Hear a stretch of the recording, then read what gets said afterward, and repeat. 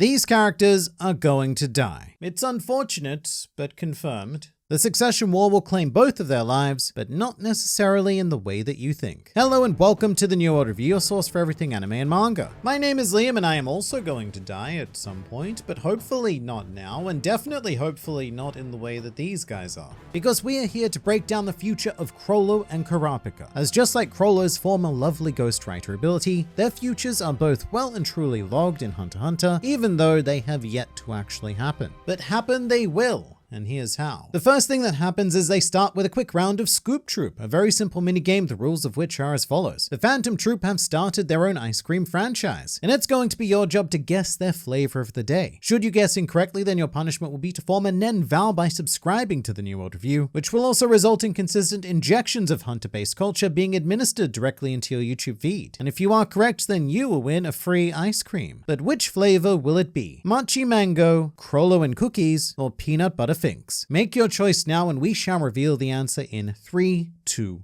1, and bam, it was Mochi Mango. Very refreshing for the summer weather, which you're probably not experiencing at this time of year, but I am because I am Australian. But if you guessed incorrectly, then you know the thing to do, and please do say hi in the comments below if you are a new member of the association. Welcome. So let's talk about unfinished business. That really could be the name of this entire series actually, because this brand of incomplete transaction appears everywhere in Hunter x Hunter. However, Kurapika and the Phantom Troop are quite a special case. From what we know of the series retrospectively, it appears that this connection is very much wrapped up after York New City, but that's just because we know that the two parties haven't actually met again, and we've gotten distracted by all sorts of things like video games, elections, and of course, anthropomorphic ants. But Kurapika's final words regarding the troop are quite revealing. I hate to leave my business with the spiders unfinished, but it's been 2 days. They've probably left by now, and the eyes of my brethren should come first. Meaning that Kurapika rather reluctantly gave up on hunting the troop on this particular occasion, prioritizing recovery of the Kurapika. And yes, there's all sorts of themes in York New City, with Kurapika coming to terms with the fact that the troop are not quite the genocidal monsters he assumed they'd be, and in reality they're a lot more human than anyone would like to admit considering their horrific actions. And throughout this discussion, one thing we're going to have to come to terms with is that Crawler and Kurapika are actually extraordinarily similar to one another, with the first of those being that each of them has committed great atrocities in the name of others. With Crawler, everything he does is for the good of the troop and or Meteor City, and with Kurapika,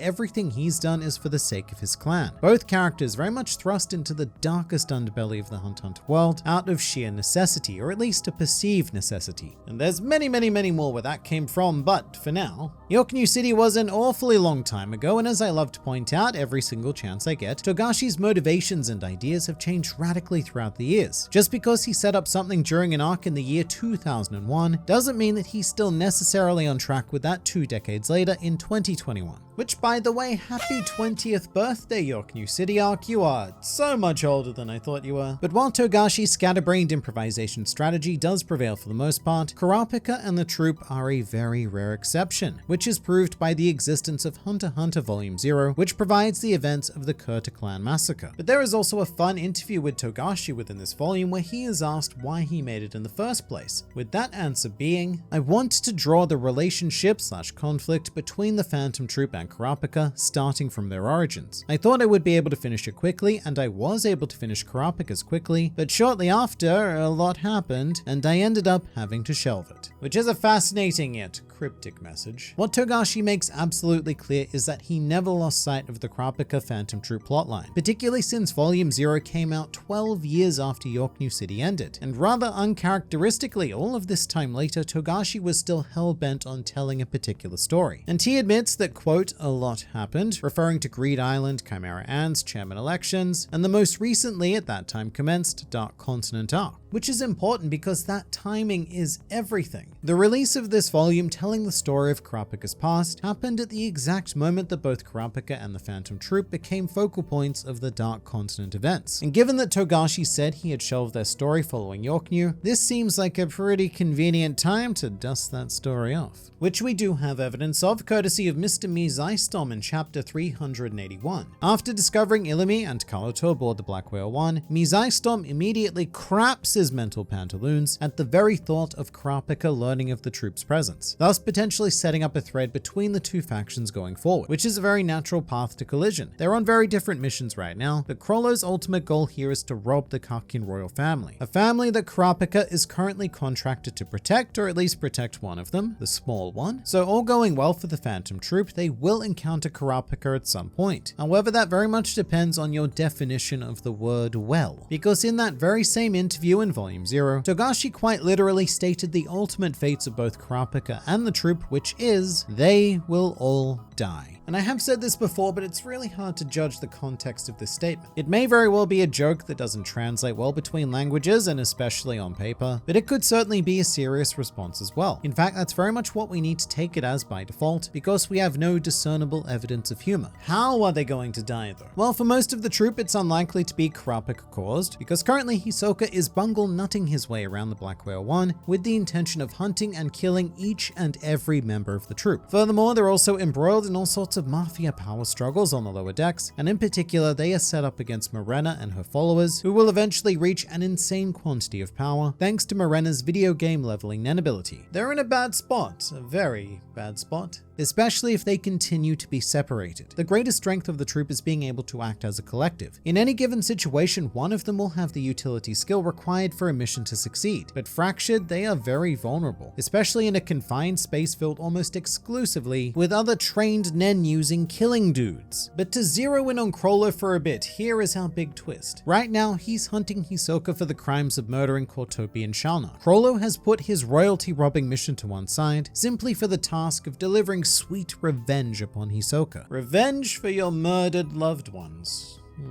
Does that sound familiar to anyone else? Frollo is in the exact spot that his actions placed Kurapika in. The troop murdered the Kurt clan and Kurapika swore revenge on the spiders. Now members of Crawler'S little clan have been brutally murdered, and he has sworn revenge on the person clown man responsible, which actually makes it very difficult to feel any kind of sympathy for Crawler or the Phantom Troop at large, because they're just experiencing a dose of the torment that their actions have been causing all along. Unless you're Togashi, of course, because he actually quite admires Crawler. And in fact, Crawler is his favorite member of the troop, allegedly because of his selfless nature. This was also revealed in Volume 0, but Togashi holds a deep distrust of elected officials, as well as leaders in general. People who, in his words, nominate themselves for leadership. Meanwhile, Crawler is a man who was elected by the founding troop members, and regardless of what his deeds are, everything he enacts is for the betterment of the group as opposed to his own personal benefit. Something that Kurapika realizes in chapter 117 when he says, "I assume the spiders would fall apart once their head was removed, but that's not how they work. The spiders keep going even without their head." So as twisted as it is, Crawler is a selfless antagonist, and from his perspective, probably a protagonist. He cares much more for those around him than he does for himself, but we've now gotten a taste of his darker side during the Succession War, and that's just the result of 2 members dying. So what would happen in the event where everyone died, leaving Crawler all alone, a spider head without his spider legs? Well, that's my prediction. I think that on this path towards everyone dying, at some stage Crawler will be the last surviving member of the troop, perfectly mirroring Kurapika's situation with the Kurt clan. And at this stage down the line is when Kurapika will encounter Crawler and he will have a decision to make. The only trouble being that Kurapika may have to continue his journey of mental growth. Back in York New City, he came to terms with the fact that the troop were a community of their own. They have their own rules, practically their own society, and their own personal care for one another, not too far from the idea of a traveling clan. And as twistedly painful as it may be, Kurapika could be put in a situation where he legitimately empathizes with Crawler, which I imagine would only further enrage Kurapika. I mean, the thought of empathizing with the man who ordered the slaughter of your entire village for the sake of making a bit of money. But that's the kind of stark confrontation that Togashi handles absolutely masterfully. The best example we currently have of such mental conflicts would obviously be the Chimera Ants. A lot of that arc was very much about questioning who the real monsters were. During this time, we saw human characters devolve into unfeeling, brutal monsters, and we saw literal ant monsters develop into highly sympathetic human existences. So a similar swap would certainly be possible with Kurapika and Crawler, except in this case we would just be flipping around the role of the victim, which actually provides Kurapika with quite possibly his only chance for redemption. If he were to encounter Crawler, recognize the cycle of revenge, and then decide to break it, or at the very least not participate in it any further. And we've been talking a lot about Kurapika's feelings, but Crawler's perspective is also very important here, because in the event that he meets with Kurapika, he will also be able to empathize with and perhaps even take responsibility for what he's done, or at least offer a gesture of apology before promptly removing himself from this world, which is one of our numerous endgame options for Crawler. With his legs entirely dismembered, he may just decide to end it all, because who is he going to go on fighting for? Another is that Crawler lets revenge fully consume him, and his life comes to a fiery conclusion, perhaps in some kind of Hisoka-based battle. And this could also work because it would give Kurapika a tangible example of his own future fate should he continue down this path, and then give him that last-minute chance to jump out. Meanwhile, you could also go a bit weirder and focus on Crawler's keen reference to Jesus, the inverted cross on his back, the collective of 12 disciples, and so on and so forth. He's very Jesus-y, which holds the potential of perhaps Crawler sacrificing himself for the sake of the troop in very much the same way that Mr. Jesus died on a cross for all of the people, which may not play into Togashi's words about everyone dying so nicely, but it doesn't exclude the option, because they can still die and be brought back. Hisoka is a prime example of that. He quite literally died and then brought himself back from death. Maybe Hisoka is the Jesus. But given that Crawler can mix and match every Nen ability he comes across, I would not put it past him to conjure up a Nen resurrection spell at the cost of his own life. It does seem like a very Crawler thing to do. Sacrifice the head so that the legs can live. And in keeping with religious theming, perhaps even ask forgiveness from Kurapika. Because when it comes down to it, what we have is an eventual clash that Togashi has never lost sight of. A story he feels he needs to tell, which involves two young Nen geniuses, or genii. What's the plural of genius? You know what? I don't care. Two young Nen genii, both specialists as well, with a complex suite of Swiss Army style Nen abilities, both of whom were thrust into tragedy at a young age through no fault of their own, and both of them now doing what they feel is in the best interest of their respective groups, and both of them set to become the last remaining member of their clans. But I do feel that the ultimate decision will rest with Kurapika. This is his story after all, and for better or worse, his choice to make. He can suffer revenge, or he can suffer redemption. Neither will be particularly easy, and in the ominous words of Yoshihiro Togashi, it will very, very likely cost his life either way. Probably worth it though, as is this next video, because there's always more to learn, explore, and experience with this wonderful series, so I look forward to seeing you there.